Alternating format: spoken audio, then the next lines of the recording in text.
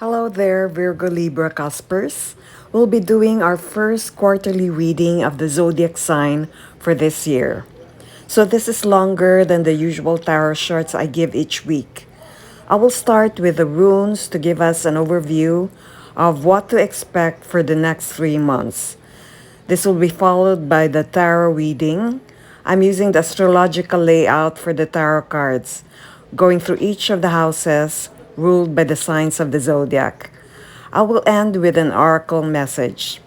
So for the next 12 weeks, I see that you are more focused on work and getting to a more financially secure place. You may be feeling at odds with the attitudes and expectations of society as you try to determine the best course of action pertaining to your personal and social relationships. Your intuition is important here as you try to maintain self awareness, checking in with yourself physically, emotionally, and spiritually. You want to give the best response to your present circumstances. It's not all work for you though. Later in the quarter, you'll find yourself reuniting with old friends or even the arrival of new people with whom you made a soul agreement before incarnating into this life. This, in short, will be a reunion with members of your soul tribe. Lots of happy vibes and good energy will be shared, and some of them will be working alongside you harmoniously. You may also be presented with a chance to resolve a disagreement or conflict in your past, either with someone else or within yourself. The universe may be advising you not to block such a reunion or resolution with your attitudes or actions. This quarter is a good time for negotiations or deliberations related to agreements with others. So, in the first house, some of you may have work that deals with the public or that may be seen by the public. You are encouraged to stay positive and to believe in who you are and your accomplishments. Have faith in what you've done and how others will receive it. Do not let fear or guilt stand in the way of your success. You are careful with your money this quarter. While you do not accept the investment and money making opportunities offered to you, don't wholly reject them either. You may be waiting for a sign or further information before taking an invitation or new project. Check in emotionally before you say yes to make sure the opportunity is a good fit and that you can commit to it in the long term. You may be bored or dissatisfied with your current job. The four vessels in the second house can also appear when you are bored or dissatisfied with your current financial status. You may be good at what you do, and your success has gained you more public visibility. It is a sad fact of life, but the more visibility you have as a leader in your field, and the bigger your audience, the more likely it is that you will need to grapple with gossip and misinformation about you. Expect to see an increase in haters, trolls, and people who disagree with you. You will need to secure your territory and fight for what you stand for. Be ready to support your argument and back yourself. Stand firm in your conviction of what you believe so that others do not topple you from your mountain of self belief. Expect a lot of communication and fast movement. The Seven of Staves card does not like delay. So let fear and doubt propel you instead of stopping you. Be careful if others try to influence you in a negative way. Reject the message if it has no value. Overall, this card promises victory against all opposition as soon as you act with speed. To be better prepared, the Seven of Staves encourages you to map out any potential threats or risks before moving ahead with your plans. That way, you can have a worst case scenario plan ready to go. With the Page of Swords in the fourth house, trouble in the home. Perhaps because of petty arguments that have come about as a result of your carelessness with your words. Although you likely had a good intentions, You may have hurt your partner or siblings and caused frustration or resentment as a consequence. You will need to dig deep to find the root of the problem and work together to fix it if you hope to save your relationships. Put childish ways to the side and look for common ground. You have a no nonsense approach to love with Queen of Swords in the fifth house. You could rely on unbiased intelligence, which has you listening to alternative viewpoints and thinking carefully on your decision with regards to romantic and work partnerships. You think empathy in important matters can distract you from important tasks. So you need to keep a strong objective view while avoiding getting emotions involved.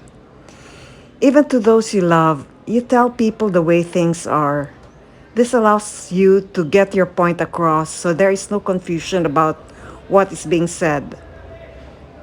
Above all, truth is important to you, so you feel no need to soften your comments, thoughts, or opinions. You also expect the same frankness from other people, so this means that you need to be clear with everything that is being said, even if it may hurt. When you say you will do something, you will do it. The Ace of Pentacles in the sixth house signals a new perspective or direction, more specifically on your health improvement plans. You may be planning to implement a new health regimen or follow a new dietary advice. Because it represents holistic improvements, the Ace of Pentacles can also embody improved mental and physical strengths. If you have been wanting to lose weight, start meditating, or run a marathon, now is the time. You are seriously taking care of your health this quarter in order to be ready for the challenges ahead. With the Two of Pentacles in the seventh house, it's safe to say you and your partner are juggling your priorities, roles, and responsibilities in the home as well as work. This reading reminds you to provide the energy and time required to strengthen your partnership and keep it blooming. Try to find the time to devote your attention to loved ones. Learn to balance different priorities so you can take on whatever life throws at you. The line between coping with the demands of life and losing control is thin, so manage your time, energy, and resources with your loved ones carefully so you do not lose balance. With the Three of Pentacles in the eighth house, you're secretive about the people who you collaborate or team up with in love. This is your way of protecting everyone's peace and keeping the harmony. Love and teamwork can come hand in hand with the Three of Pentacles, and this will be your central theme for the quarter. If you're in a relationship, you may find it particularly pleasurable to work on projects together with your lover. Couples can learn more about one another and deepen their trust by developing plans for the future together or collaborating on creative projects. By coming together as a team, the two of you are likely to also feel supported as partners with unique talents and weaknesses that create a harmonious balance. If you're single, you may find that love comes through collaboration at work or through your creative hobbies. The Four of Pentacles tarot in the ninth house emphasizes attachment to material goods. You may be holding on to a job merely for the financial benefits it brings, and not for the work you do. Higher learning and investing on new opportunities may be far from your mind this quarter. You are more focused on piling up your savings. If you're looking for a new job or business and you earn more, consider if it's the right move for you. Fringe benefits and location will be another important aspect to think about. Try to follow your ethics and passions over how much you're going to get paid.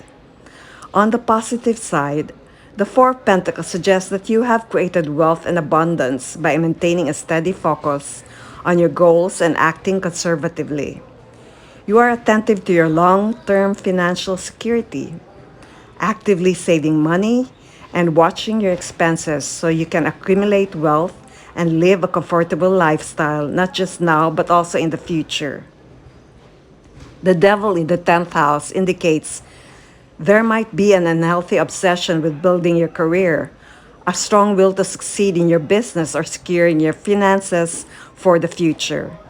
On the other hand, the devil could also mean your strong influence on people through a public platform.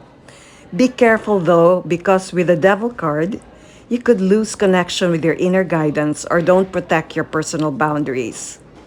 The Tower reverse in the 11th house suggests that you are undergoing a significant personal transformation in the way you interact with people or community. You are instigating the change and calling into question your fundamental belief systems, values, purpose, and meaning. You may go through a spiritual awakening as you discover a new spiritual path.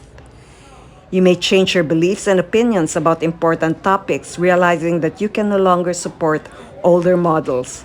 Or in more dramatic cases, you may go through an existential crisis where you seriously question your life's purpose. Trust in the process and know it is for the best. You are creating change and transformation so you can step into a new and evolved version of yourself. The Eight of Swords in the 12th house means that you feel trapped in your current circumstance. This feeling of helplessness has subconsciously played a role in making your situation worse. Surrendering one's power to an unknown entity, whether it's fate or God, the government, or something else, means that you are giving away your own personal responsibility to affect change. You have willingly relinquished the driver's seat in the journey of your own life, and it isn't going well for you. It is advisable for you to avoid making an important decision at this time since your judgment is likely clouded. The good news is that because these traps are things that we create ourselves, we can also leave them if we put our minds to it. It is simply the matter of taking off the blindfold and seeing beyond the limited perspective that we created for ourselves, to see possibilities and to recognize that you have your own internal power. Oracle says you may have people around you who have motives and intentions that are not aligned with your own best interests.